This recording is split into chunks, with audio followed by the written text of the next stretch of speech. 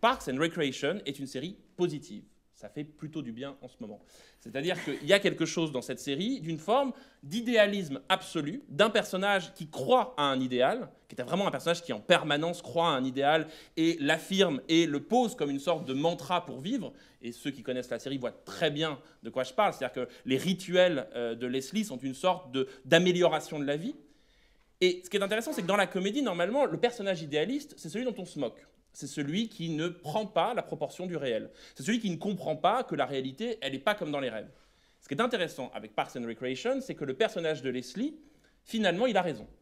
Finalement, quelque part, c'est important d'avoir une sorte d'idéal et de poser une sorte de, comment dire, de politique, de modèle de vie, de politique, du plaisir, du politique de la communauté.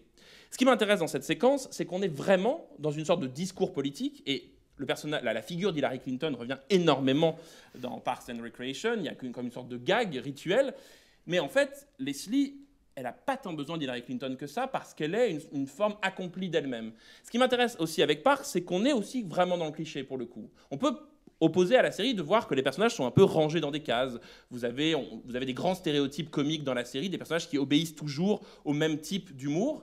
Et pourtant, ce qui est intéressant, c'est que ces clichés sont humanisés par Leslie. Par Leslie qui trouve du bien en chacun, par Leslie qui permet au personnage de se dépasser.